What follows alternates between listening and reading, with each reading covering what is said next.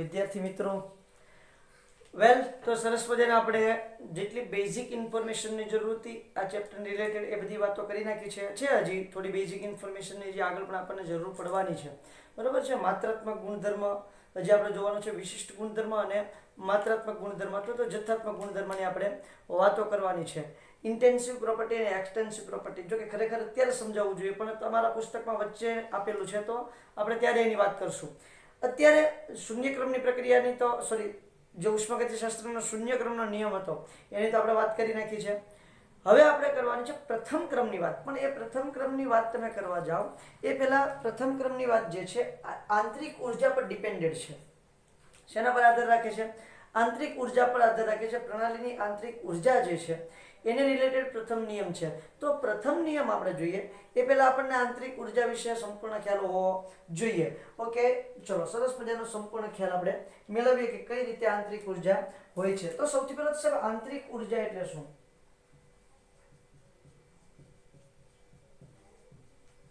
કોની વાત કરવાની છે? આંતરિક ઉર્જાની વાત કરવાની છે. બેટા આંતરિક ઉર્જા એટલે શું?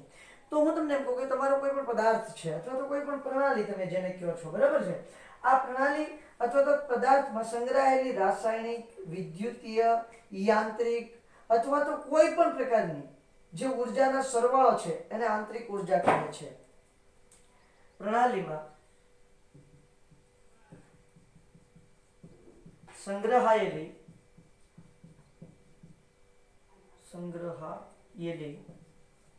રાસાયણિક,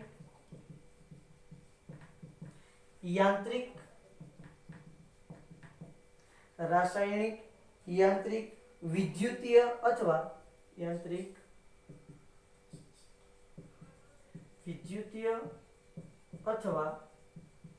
અન્ય કોઈ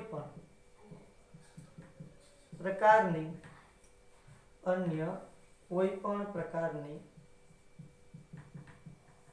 ઉર્જાના સરવાળાને આંતરિક ઉર્જા કહે છે. કોઈ પણ પ્રકારની ઉર્જા તમારા કોઈ પણ પદાર્થની અંદર આવેલી હોય તેને આપણે શું કહેવાનું છે? આંતરિક ઉર્જા તરીકે ઓળખવાનું છે. બસ ધેટ્સ ઓલ. બીજું આપણે મને કઈ ખબર નથી. મને એને આંતરિક ઉર્જા કહેવાનું છે, બસ.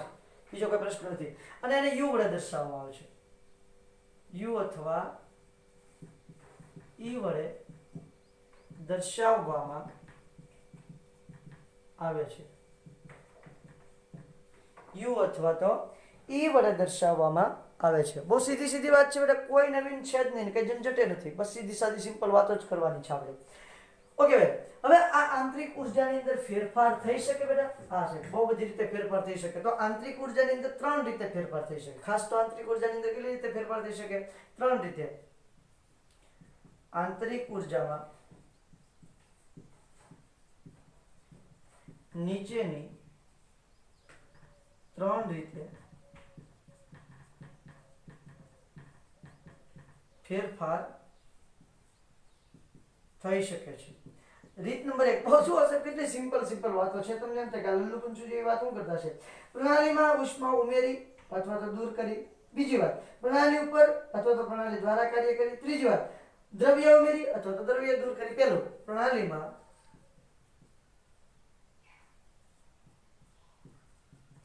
ઉષ્મા ઉમેરી અથવા દૂર કરી.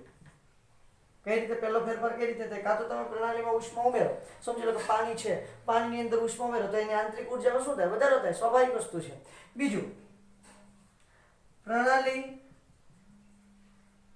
પર કાર્ય કરી અથવા પ્રણાલી દ્વારા કાર્ય થઈ અથવા પ્રણાલી દ્વારા કાર્ય કરી. પ્રણાલી પર કાર્ય કરી અથવા પ્રણાલી દ્વારા કાર્ય કરી. મતલબ શું થાય? સમજી લો કે ભાઈ ઉષ્મા નથી ઉમેરવી. તમારે શું કરવું છે કે ભાઈ પાણી છે, એક પાત્રની અંદર પાણી છે, એને જોરદાર હલાવો, જબરદસ્ત પાણીને ખૂબ હલાવો તો શું થઈ જાય? તો પાણીની અંદર ઉષ્મા છે એની અંદર વધારો થાય. એની આંતરિક ઉર્જામાં શું થાય? વધારો થાય, સ્વાભાવિક વસ્તુ છે. ત્રીજી વાત, દ્રવ્ય ઉમેરી અથવા દ્રવ્ય દૂર કરી, દ્રવ્ય ઉમેરી અથવા તો દ્રવ્ય દૂર કરી, આ ત્રણ રીતે છે તમે તમારી આંતરિક ઉર્જાની અંદર ફેરફાર કરી શકો છો કોઈ પણ શંકા કુશંકા રાખ્યા વગર. ક્લિયર થાય છે? ઓકે બેન, તો હવે હું શરૂઆત કરું છું મસ્ત મજાની આંતરિક ઉર્જામાં ફેરફાર કરવાનો. આપણે બે વસ્તુ જોવાની છે, બે રીતે આંતરિક ઉર્જામાં ફેરફાર જોવાનો છે. દ્રવ્યને તો બહુ કઈ ખાસ જાજો તફાવત નહીં થાય, બહુ ફરક નહીં પડે. પ્રણાલીમાં ઉષ્મા ઉમેરી અથવા દૂર કરી અને પ્રણાલી પર કાર્ય કરીને આપણે આંતરિક ઉર્જાની અંદર ફેરફાર કરવાનો છે. કઈ રીતે થાય છે એ જોવાનું છે. આંતરિક ઉર્જા એટલે સમજી લો કે મારી અંદર બહુ બધી જાતની ઉર્જા છે. મારી અંદર હું દોડવા માંડું તો ગતિ ઉર્જા છે, ઉભો રહું તો સ્થિતિ ઉર્જા છે, બોલવા માંડું તો મારી પાસે બોલવા માટેની જે ઉર્જા આવતી હોય એ ઉર્જા છે, બરોબર છે, હલનચલન ઉર્જા છે, લોટ્સ ઓફ પ્રકારની ઉર્જા છે મારી અંદર. તો આ મારી શું થાય? આંતરિક ઉર્જા કહેવાય. એને મારી શું કહેવાય છે? આંતરિક ઉર્જા. એવી રીતે કોઈ પણ પ્રણાલીમાં આંતરિક ઉર્જા હોવાની, કોઈ પણ પ્રણાલીની અંદર આંતરિક ઉર્જા હોવાની છે.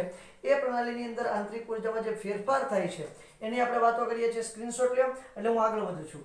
હું વાત કરું છું કાર્ય દ્વારા આંતરિક ઉર્જામાં ફેરફારની. કઈ વાત કરું છું બેટા?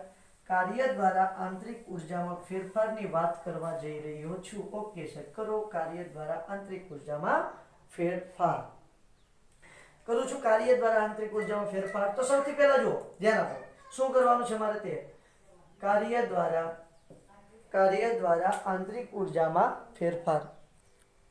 કાર્ય દ્વારા આંતરિક ઉર્જામાં ફેરફાર.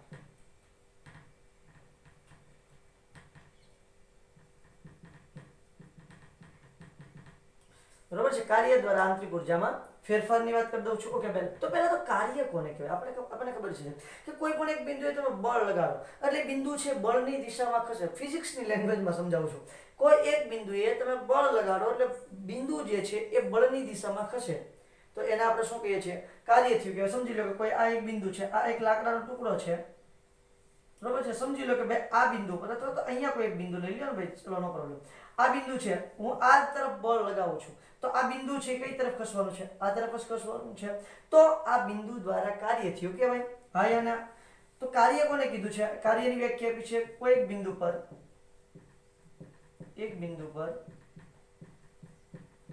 બળ લગાડતા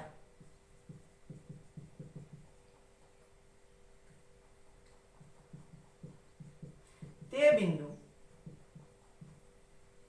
બળની દિશામાં સ્થાનાંતર કરે છે અથવા તો ખસે છે અથવા તો આગળ વધે છે, કોઈ પ્રશ્ન નથી. તે બિંદુ બળની દિશામાં ખસે છે અથવા તો સ્થાનાંતર કરે છે, તો તે કાર્ય થયું કહેવાય. બળની દિશામાં સ્થાનાંતર શબ્દ સારો લાગશે. સ્થાનાંતર કરે તો તે કાર્ય થયું કહેવાય.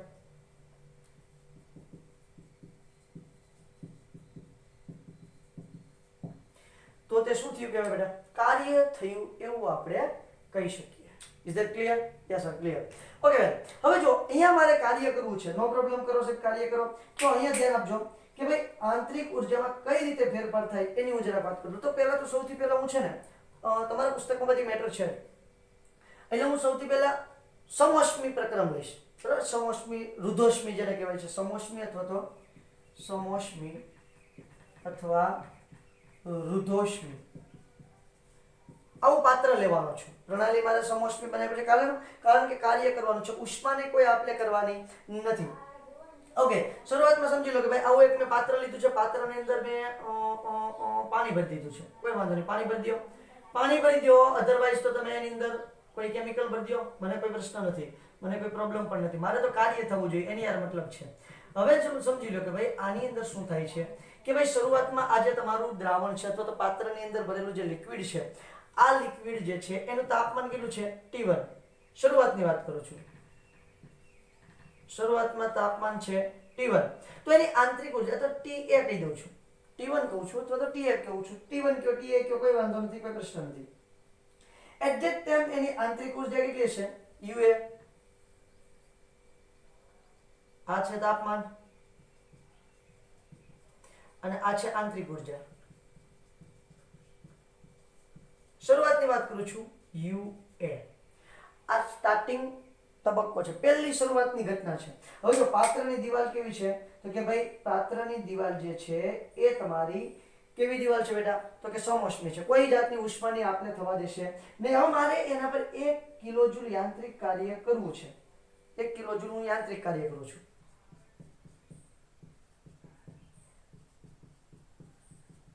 એટલે તો કઈ રીતે કરીશ, તો કે ભાઈ હું આની અંદર નાના નાના પેડલો મૂકી દઉં છું. શું મૂકી દઉં છું, નાના નાના પેડલો મૂકી અને આ જે પાણી છે એને હું ઘુમાવું છું અને 1 કિલોજૂલ યાંત્રિક કાર્ય કરાવું છું. કાર્ય કેટલું થયું છે, 1 કિલોજૂલ જેટલું. એટલે એની આંતરિક ઉર્જામાં ફેરફાર કેટલો થયો છે, 1 કિલોજૂલ જેટલો થયો છે, એવું આપણે માની લઈએ. ક્લિયર થાય છે કીજો. તો હું એની પર 1 કિલોજૂલ આંતરિક 1 કિલોજૂલ હું યાંત્રિક કાર્ય એના પર કરાવું છું. હવે કઈ રીતે કરાવું છું, નાના નાના પેડલો બધા ચલાવડું છું, ચલાવ એટલા બધા પેડલો ચલાવું છું, એટલા બધા પેડલો ચલાવું છું. એટલે શું થશે, આ તાપમાન છે એ તાપમાનમાં વધારો થશે, કારણ કે કાર્ય થાય છે ને બેટા, એના પર કાર્ય થાય છે એટલે તાપમાન વધારે. તો હું તમને એમ કહું છું, મારો હાથ અહીંયા છે, પહેલા આંતરિક ઉર્જાની કેવી છે, ઓછી છે, પછી હું એને હલાવું છું, બરોબર છે, હલાવું છું તો થોડા વાર પછી ગરમ લાગશે ને, પછી બે હાથને ભેગા કરીને હલાવું તો પણ થોડી વાર પછી ગરમ. કારણ શું છે, તો ભાઈ એની અંદર કાર્ય થયું, તાપમાનમાં વધારો થયો. શું થયું છે, તાપમાનમાં વધારો થયો છે. તો એ બહાર તો નીકળવાનો નથી. કેમ કે ભાઈ દિવાલ કેવી છે, સમોષ્મી છે, એ તમારા ઉષ્માની અવર જવર થવા દેશે નહીં. તો તાપમાન, અંતિમ તાપમાન શું થશે, TB. અંતિમ પરિસ્થિતિ છે, તાપમાન છે TB અને આંતરિક ઉર્જા છે UB. યસ કે નો?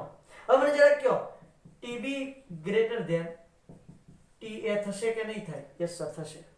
તો UB ગ્રેટર ધેન UA થશે કે નહીં થાય? યસ સર થશે.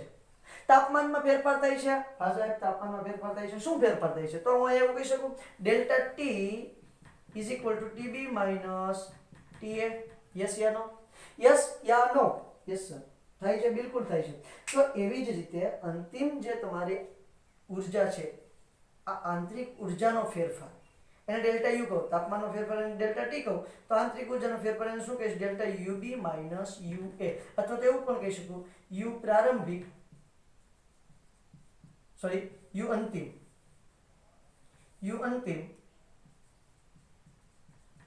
માઇનસ U પ્રારંભિક. આવી ઘટના થઈ જાય બેટા? યસ સર, મસ્ત મજાની થઈ ગઈ છે. હવે જો આ મેં 1 જૂલ કાર્ય કરાવ્યું છે, યાંત્રિક કાર્ય કરાવ્યું છે, મેં એની અંદર પેડલો ફેરવીને મેં એનું તાપમાન વધાર્યું છે. ટૂંકમાં કેટલું, એની પર 1 જૂલ કાર્ય કરાવ્યું છે, એટલે આંતરિક ઉર્જામાં 1 કિલો જૂલ જેટલો મેં ફેરફાર કર્યો છે, 1 કિલો જૂલ જેટલો. હવે હું ફરી વખત 1 કિલો જૂલ જ એની અંદર ફેરફાર કરું છું, આંતરિક ઉર્જાનો ફેરફાર કરું છું, 1 કિલો જૂલ જેટલો કરું છું. પણ આ વખતે હું પેડલો નથી ફેરવતો, આ વખતે હું વિદ્યુત ધ્રુવો ડુબાડીશ, સળિયા ડુબાડું છું. સળિયા ડુબાડી અને એને હીટ આપીશ.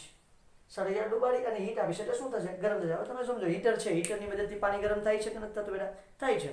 તો એવી રીતે હું સળિયા ડુબાડી અને પાણીને ગરમ કરું છું, આપું છું કેટલું, 1 કિલો જૂલ જ આપીશ, બસ પછી આ વાત બંધ કરી દઈશ. એટલે આંતરિક ઉર્જામાં ફેરફાર કેટલો થયો, 1 કિલો જૂલ. આ વખતે જે તબક્કામાં, આ પહેલો તબક્કો છે, આ પ્રથમ તબક્કો છે, પ્રથમ રીત પેડલ વાળી.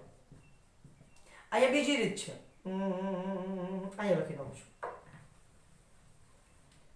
બીજી રીત કેટલી છે? બીજી રીત છે.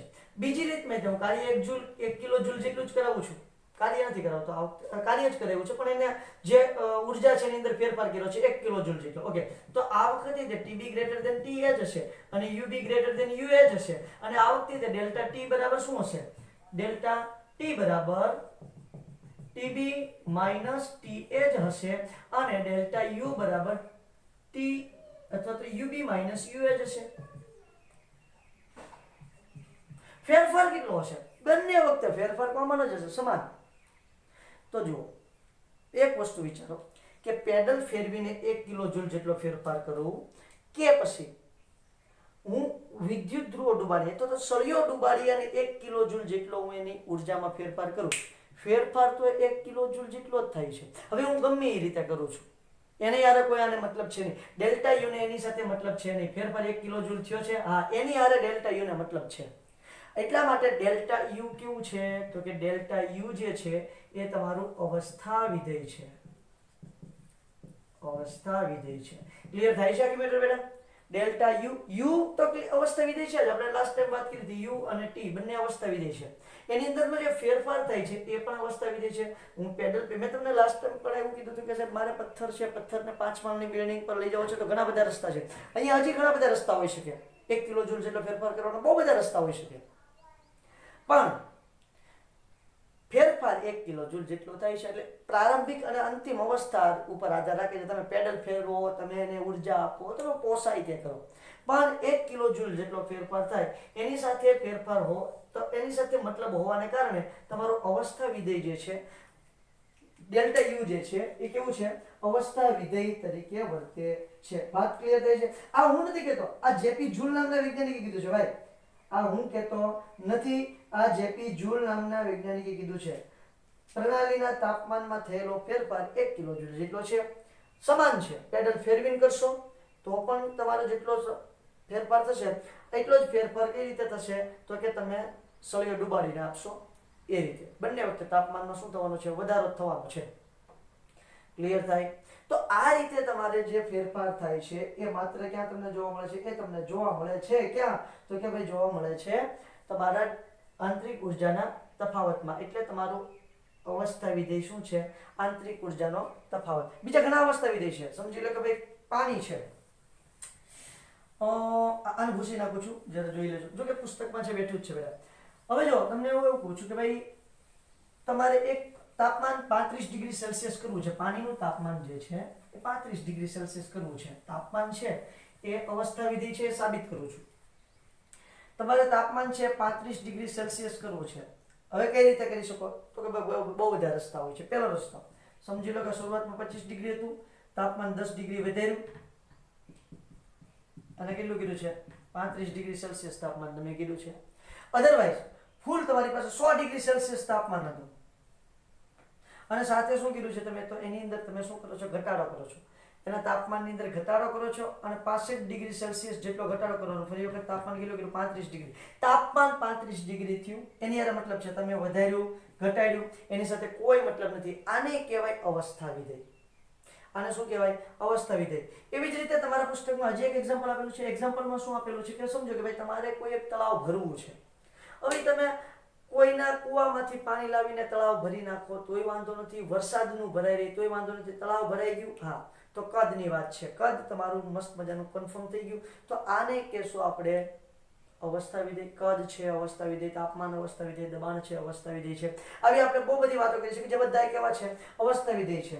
તો આ વાત તમારે આંતરિક ઉર્જામાં ફેરફારની થઈ છે. પણ આ આંતરિક ઉર્જામાં ફેરફાર તમે કોને અનુલક્ષીને કર્યો છે? કાર્યને લઈને. કાર્યના આધારે એની આંતરિક ઉર્જામાં ફેરફાર થાય છે. તો હું એને આવી રીતે લખી શકું બેટા કે યુ ડેલ્ટા યુ અને પ્રક્રિયાની જે તમારું પ્રક્રિયા છે એની અંદર કાર્ય થયું, પ્રણાલી છે એને કાર્ય કર્યું કે તમે બહારથી કાર્ય કર્યું છે?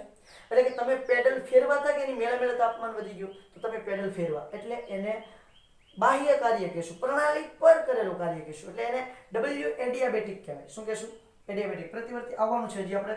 એટલે અહીંયા કહી દઉં યુ અંતિમ માઇનસ યુ પ્રારંભિક is equal two W adiabatic. એનું શું નામ આપેલું છે? W adiabatic. ક્લિયર થાય છે? તો એડિયાબેટિક એટલે શું થાય છે ભાઈ? આપણે જેને કહીએ છીએ રુધોષ્મી અથવા તો સમોષ્મી કાર્ય. આને કહેશું સમોષ્મી કાર્ય. બરોબર છે? સમોષ્મી પ્રક્રમ હોય અને એમાં કાર્ય થયું હોય એને ડબલ્યુ એડિયાબેટિક કહેવાય. તો અહીંયા આપણને ખબર છે ડેલ્ટા યુ માં જે ફેરફાર થાય છે કાર્યને કારણે થાય છે. યસ, એ કાર્ય તમે બે રીતે કરાવી શકો છો. હવે જો ઉષ્માને કારણે આંતરિક ઉર્જામાં થતો ફેરફાર લઉં છું. ઉષ્માના કારણે આંતરિક ઉર્જામાં થતો ફેરફાર કોના કારણે છે બેટા? ઉષ્માના કારણે આંતરિક ઉર્જામાં થતો ફેરફાર. ઓકે, તો આ વખતે હું પાત્રની દિવાલ કેવી લઈશ? આ વખતે સમોષ્મી પ્રક્રિયા હાલશે નહીં, કારણ કે મારે ઉષ્મામાં ફેરફાર કરવાનો છે. કામ ઉષ્મા બહાર જવા દેવાની છે. અધરવાઇઝ તમારે ઉષ્માની અંદર શું કરવાની છે, એડ કરવાની છે. સમજી લો કે આ રીતે પાત્ર છે, પાત્રની અંદર તમે સોલ્યુશન ભરેલું છે, કોઈ પણ દ્રાવણ છે, પાણી લઈ લો તોય પણ અમને પ્રોબ્લેમ નથી. હવે જો અહીંયા શું થશે, અહીંયા તમારી આંતરિક ઉર્જામાં ફેરફાર કરવાનો છે, પણ કઈ રીતે, કાં ઉષ્મા આપી અને કાં ઉષ્મા દૂર કરી. જો તમે પ્રણાલીને ઉષ્મા આપશો, શું કરશો, પ્રણાલીને ઉષ્મા આપશો તો એની આંતરિક ઉર્જામાં શું થાય, ફેરફાર થાય. આ પર્યાવરણ છે, અથવા તો આપણે જેને કીધું છે પરિસર, અને આ છે પ્રણાલી. પર્યાવરણ અથવા પરિસર અને અંદરની છે એ પ્રણાલી છે. હવે હું આંતરિક ઉર્જામાં ફેરફાર કરું છું ઉષ્મા આપીને. ઉષ્મા એટલે શું થાય, Q. શું થાય, Q.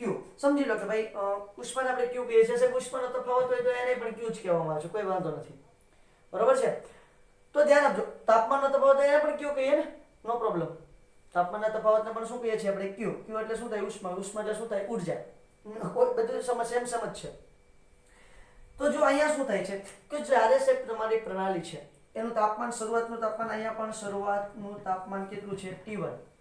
ઉષ્મા આપું છું, પર્યાવરણમાંથી ઉષ્મા મેળવે છે એમ કહો તો પણ ભલે, અને હું ઉષ્મા આપું છું એમ કહો તો પણ ભલે, આપવાના તો બહારથી જ છે, પર્યાવરણમાંથી ઉષ્મા આપવાના છે.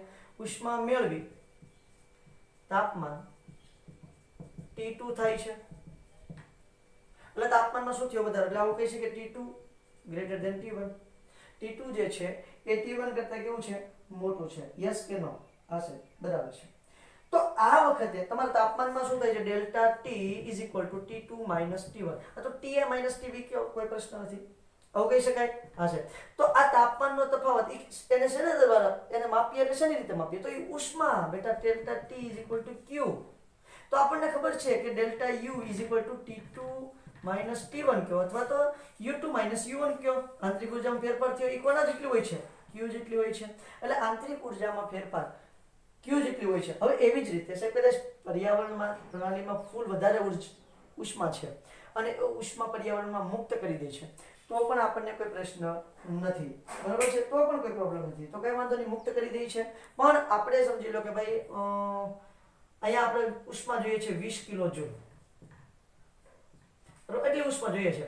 હવે આની પાસે 10 જ હતી અને પર્યાવરણમાંથી લઈ લીધી છે, 10 પર્યાવરણમાંથી શું કરી છે, લીધી છે, એટલે 20 કિલો જૂલ થઈ ગઈ ઉષ્મા. યસ. હવે એવી જ રીતે સમજી લો કે આની પાસે 40 હોય અને 20 ગુમાવી દે પર્યાવરણ પાસે, તો પણ કેટલી થઈ જાય, 20 કિલો જૂલ. આપણે 20 કિલો જૂલ સાથે મતલબ છે, ગુમાવી છે, મેળવી છે એની સાથે નથી, આપણું કામ સમજાવવું જોઈએ. તો એને કહેશો આપણે શું, તો કે ભાઈ આંતરિક ઉર્જાનો ફેરફાર કોના જેટલો હોય છે, તેની ઉષ્મા જેટલો હોય છે. જો ગુમાવે તો શું હોય, મેળવે તો શું હોય, એવી જ રીતે કાર્યમાં પણ શું હોય. તો અહીંયા ઇમ્પોર્ટન્ટ મેટર હવે આવે છે, આ જરા ભૂસી કાઢું છું. શું કહે છે, ઉષ્માગતિશાસ્ત્રનો પ્રથમ નિયમ સમજાવો છે, પણ એ પહેલા જરા ઇન્ટરેસ્ટિંગ વાત કરી દઉં છું.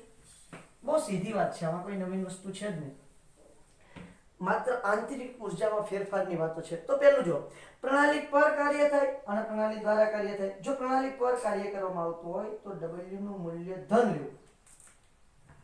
પહેલી વાત, જો પ્રણાલી પર કાર્ય કરવામાં આવે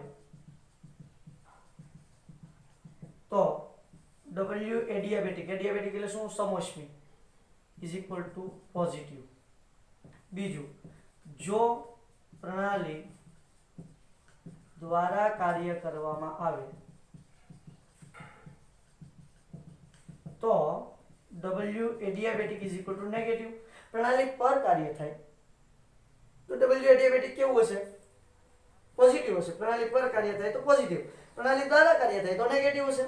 એટલે આપણે W નું મૂલ્ય કેવું લઈ લેવાનું છે, સમજી લો કે delta U is equal two, તમે W લીધું છે, W એડિયાબેટિક, બરાબર છે. પણ જોવાનું છે તમે એક પ્રણાલી ઉપર કાર્ય કર્યું છે, પ્રણાલીએ એની મેળે કાર્ય કર્યું છે. જો પ્રણાલી એની મેળે કાર્ય કરે, પ્રણાલી એની જાતે જ કાર્ય કરે તો શું કરવાનું છે, તો તમારે W એડિયાબેટિક માઇનસ લઈ લેવાનું છે. અહીંયા પહેલા માટે થાય છે એટલે પ્લસ લઈ લઉં છું, delta U is equal two minus W adiabatic. અહીંયા શું છે, પ્રણાલી દ્વારા કાર્ય થયું છે અને પ્રણાલી પર કાર્ય, પ્રણાલી દ્વારા કાર્ય. વાત નંબર 3, ઉષ્માને લઈને વાત કરી નાખીએ જરાક. શું કીધું છે, જો તમારા પર્યાવરણમાંથી પ્રણાલીમાં ઉષ્મા આવે તો Q નું મૂલ્ય ધન. જો ઉષ્મા પર્યાવરણમાંથી પ્રણાલીમાં આવે, ટૂંકમાં આપણે એવું કહી શકીએ જો ઉષ્માનું શોષણ કરે, પ્રણાલીમાં આવે અને કૌંસમાં લખું ઉષ્માનું શોષણ, તો Q is equal two positive, એટલે શું થઈ જાય delta U is equal two plus Q. અને વાત નંબર 4, જો ઉર્જા પ્રણાલીમાંથી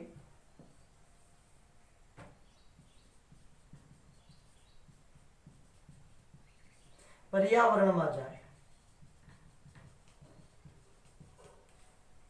ઉષ્મા ક્ષેપક, એનું ઉષ્મા ક્ષેપક કહેશું, તો Q is equal two negative, Q શું થશે નેગેટિવ, એમ પણ કહી શકીએ delta U is equal two minus Q. આખી ઘટના ક્લિયર થઈ બેટા, આ રીતે તમારી આખી ઘટના જોવાની હોય છે. આના પરથી શું થયું છે તો કે ભાઈ તમે જુઓ ટોટલ વસ્તુ તમે જુઓ તો એકે ગુમાવી છે તો એકે મેળવી છે, તો ટોટલ જે તફાવત હોય છે ઉષ્માનો એ કેવો હોય છે સમાન હોય છે, એમાં કોઈ જાતનો ફેરફાર થાય. એટલે હું એમ કહું છું કે પ્રક્રિયક છે એ ઉષ્માનું શોષણ કરશે બરાબર છે, અને નિપજમાં જશે તો એ ઉષ્મા કે વ્યય નહીં જાય, નિપજની અંદર સંગ્રહાઈ જશે. તો એના પરથી ઉષ્માગતિશાસ્ત્રનો પ્રથમ નિયમ આવે છે. શાસ્ત્રનો પ્રથમ નિયમ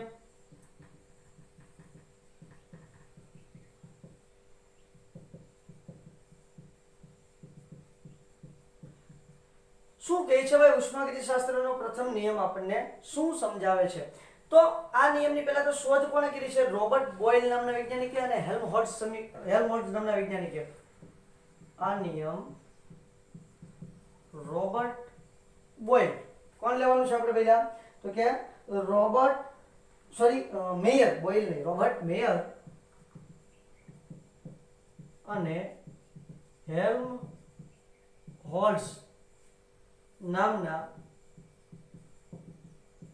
વૈજ્ઞાનિકોએ આપ્યો છે ઉષ્માગતિશાસ્ત્રનો પ્રથમ નિયમ. શું છે નિયમનું વિધાન? શું છે? વિશ્વની કુલ એન્ટ્રોપી અચળ રહેશે. બેટા જો મેં તમને પહેલા પણ કીધું છે કે જેટલી ઉષ્મા તમારી પ્રણાલી ગુમાવે તો પર્યાવરણ એટલી મેળવી લે ને, તો કુલ કેટલું થઈ ગયું? વિશ્વની એન્ટ્રોપી કેવી થઈ ગઈ? વિશ્વની ઉર્જા કેવી થઈ ગઈ? અચળ. વિશ્વની કુલ ઉર્જા અચળ રહે છે. વિશ્વની કુલ ઉર્જા અચળ રહે છે. તેનું સર્જન કે વિનાશ શક્ય નથી. તેનું એક સ્વરૂપમાંથી બીજા સ્વરૂપમાં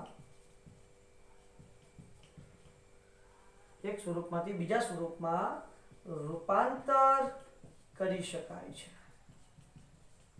ધેટ્સ ઓલ. આ છે ઉષ્માગતિશાસ્ત્રના પ્રથમ નિયમનું વિધાન.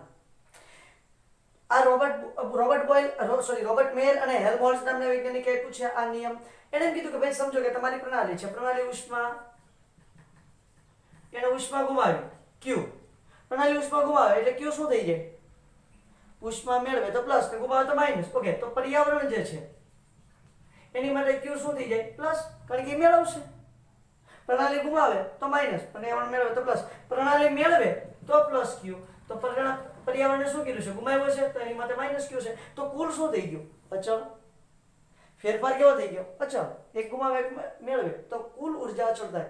પ્રક્રિયકોમાં પણ એવું હોય, પ્રક્રિયકો ગુમાવે તો જે નિપજો છે એની અંદર મેળવાશે ઉર્જા, અને નિપજો ગુમાવશે તો પ્રક્રિયકો ઉર્જા મેળવશે. કોમન રહેશે, કોઈ જાતની ફેરફાર થશે નહીં. તો કે એટલે કે પ્રક્રિયા છે, પ્રક્રિયા થતી હોય બરોબર છે. પ્રક્રિયા દરમિયાન સમજો કે પ્રતિવર્તી છે, અહીંયા નિપજ છે, પ્રક્રિયામાં ઉષ્મા ઉત્પન્ન થઈ છે તો પર્યાવરણને આપશે, તો નિપજમાંથી જ્યારે આ બનશે ત્યારે પર્યાવરણમાંથી પછી મેળવી લેશે, અહીંયા મેળવશે. તો એ દરમિયાન ટોટલ શું થઈ જશે? અચળ રહેશે.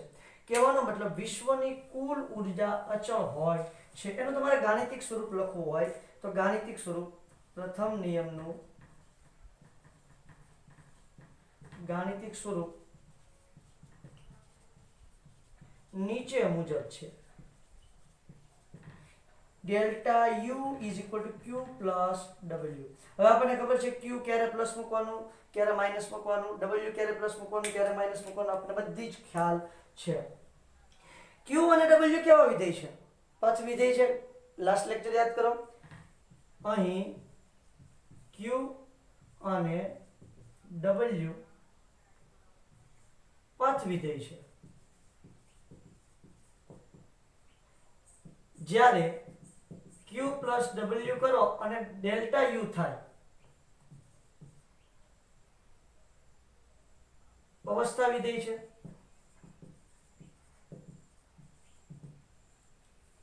બરાબર છે. બીજું જોઈ લો, જો સમજી લો કે ભાઈ delta you is equal two 0 હોય, delta you is equal two 0 હોય તો ક્યુ બરાબર 0 થાય અને ડબલ્યુ બરાબર શું થઈ જાય? 0. કઈ રીતે થાય છે સમજાવો.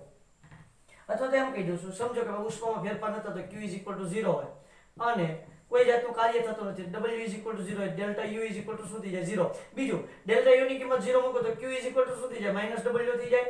તો આ પ્લસ હોય એટલે કે જો પ્રણાલીએ ઉષ્મા મેળવી હોય તો કાર્ય કેવું હશે? પ્રણાલી દ્વારા થયેલું છે. પ્રણાલી દ્વારા થયું છે તો ઉષ્મા પ્લસ હશે. અધરવાઇઝ q ને પેલી બાજુ લેજો, w is equal two minus q થઈ જાય. તો એનો મતલબ શું થાય? પ્રણાલી પર તમે કાર્ય કર્યું તો પ્રણાલીએ ઉષ્મા ઉત્પન્ન કરી હશે. આ છે તમારી આખી વાતનો મર્મ, આ છે તમારી આખી વાતનું તાત્પર્ય. જો આ છે તમારો ઉષ્માગતિશાસ્ત્રનો પ્રથમ નિયમ. બરાબર છે.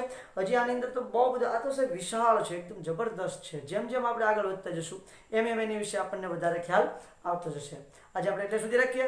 નેક્સ્ટ લેક્ચરમાં પાછા આનાથી આગળ વધશું. Thank you.